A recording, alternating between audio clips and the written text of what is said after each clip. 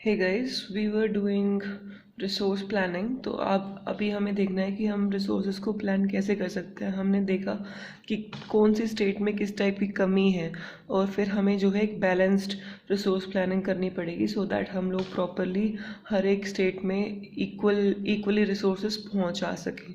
Okay, सो resource planning जो है एक बहुत ही कॉम्प्लेक्स प्रोसेस है, क्योंकि उसके लिए हमें आइडेंटिफाई करना पड़ता है, देखना पड़ता है कितनी इन्वेंट्री अवेलेबल है रिसोर्सेज की उस पर्टिकुलर रीजन में कंट्री के। एंड जो ये इस चीज़ के लिए हमें क्या करना पड़ता है, सर्वे करना पड़ता है, मैप ड्रॉ करना पड़ता है, देखना पड़ता है कि कहाँ पे अवेलेबल हो सकती है और कितनी मात्रा में वो चीज़ अवेलेबल है, क्वालिटेटिव कितनी क्वालिटी अच्छी है उसकी, क्वांटिटी कितनी है। ठीक है, एंड उसको मेजर करना पड़ता है रिसोर्सेज को। फिर सेकंड चीज़ जो हम करते हैं, इवॉल्विंग अ प्लानिंग स्ट्रक्चर। फिर जो हमने ये सब देख लिया तो हमें फिर एक प्लानिंग स्ट्रक्चर बनाना पड़ेगा जिसके अंदर हम लोग अप्रोप्रिएट टेक्नोलॉजी, स्किल्स और इंस्टीट्यूशनल सेटअप हमें करना पड़ता है ताकि हम इस रिसोर्स डेवलपमेंट प्लान्स को लागू कर सकें। ठीक है, और फिर रिसोर्स डेवलपमेंट प्लान को मैच करना पड़ता है पूरे नेशन के डेवलपमेंटल प्लान के साथ। अंडरस्टूड। सो इंडिया जो है उसने बहुत ज़्यादा एफर्ट्स करे हैं किस चीज़ में, अचीव करने में गोल्स, रिसोर्स प्लानिंग के गोल्स को अचीव करने में इंडिया ने अपना काफ़ी ज़्यादा एफर्ट्स करके चीज़ों को ठीक करने की कोशिश करी है।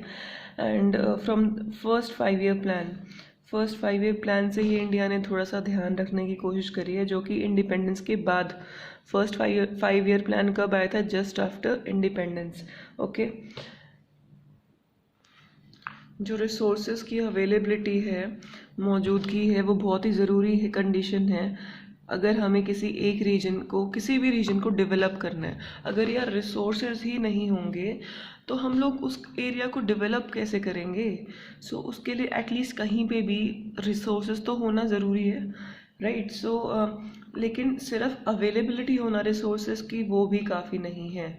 अगर हमारे पास टेक्नोलॉजी नहीं है और इंस्टीट्यूशंस नहीं है उसको डेवलप करने के लिए उन रिसोर्सेज को, तो फिर उस रिसोर्स का भी कोई फ़ायदा नहीं है।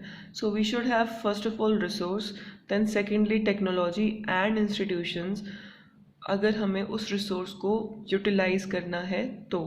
ओके, सो बहुत सारे ऐसे रीजन्स हैं हमारी कंट्री में जो रिच हैं, वहाँ पे अच्छे रिसोर्सेज अवेलेबल हैं, और लेकिन ये जो एरियाज़ हैं ये इकोनॉमिकली पैसे के रूप में काफ़ी बैकवर्ड है। इनके पास पैसा ही नहीं है कि ये लोग जो है टेक्नोलॉजी का यूज़ करके इन रिसोर्सेज को यूज़ कर सके। और दूसरे रीजन्स ऐसे हैं जहाँ पे रिसोर्सेज तो बिल्कुल ही कम हैं, बहुत पुअर रिसोर्सेज हैं, लेकिन वहाँ पे जो इकोनॉमिकली जो लोग हैं या वो एरिया है काफ़ी डेवलप्ड है, वहाँ पे रिच पीपल है। ठीक है, अभी कुछ ऐसे रिच और इकोनॉमिकली बैकवर्ड रीजन्स बताने हैं तुम्हें, और कुछ ऐसे जो रिसोर्स पुअर है लेकिन वैसे इकोनॉमिकली डेवलप्ड रीजन्स। ठीक है, so now will be moving further. History जो है यार कॉलोनाइजेशन की reveals that resources of in colonies were the main attraction of for foreign invaders. मतलब यार कॉलोनाइजेशन क्या है? जब बाहर से फॉरेनर्स आते हैं, अपनी कॉलोनीज सेटअप करते हैं इंडिया में और रूल करते हैं। और बेसिकली जो बाहर से जो है लोग क्यों आए थे हमारी कंट्री में? क्योंकि हमारी कंट्री में रिसोर्सेज बहुत ज़्यादा अवेलेबल है, इसीलिए जो फॉरेन इन्वेडर्स थे, ट्रेडर्स थे या जो भी थे, वो काफ़ी इंटरेस्टेड थे हमारी कंट्री में।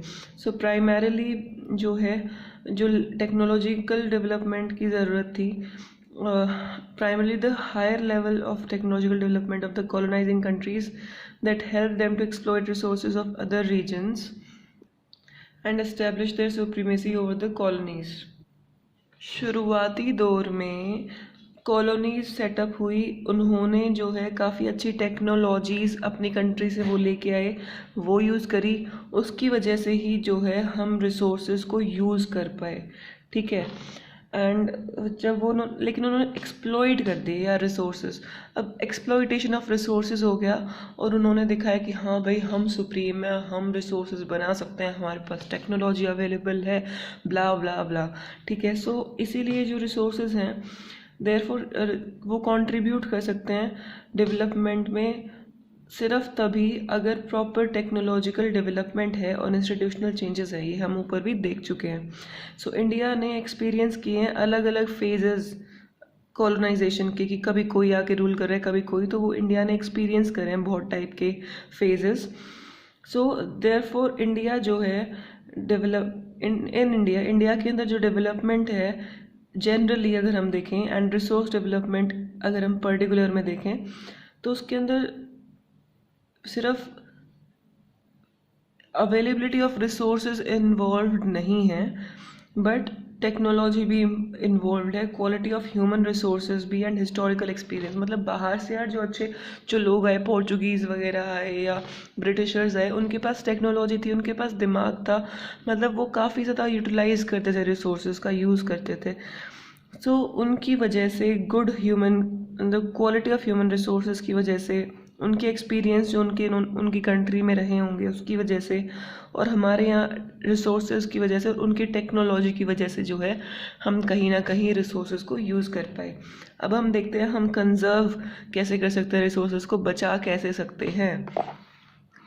सो रिसोर्सेज जो हैं वो बहुत ही इम्पोर्टेंट है किसी भी डेवलपमेंटल एक्टिविटी के लिए, लेकिन अगर हम लोग प्रॉपर कंजम्पशन नहीं करेंगे, कभी ज़्यादा कर दी, बहुत ज़्यादा कर दी, ज़्यादा यूटिलाइज कर लिया चीज़ों को, तो उससे सोशो इकोनॉमिक और इन्वायरमेंटल प्रॉब्लम्स हो सकती हैं। कि सोशल लेवल पे यार लोगों के पास कुछ भी नहीं होगा, गरीबी आ जाएगी, सब चीज़ें मतलब तहस नहस हो जाएंगी, और इन्वायरमेंट तो ख़राब होता ही है।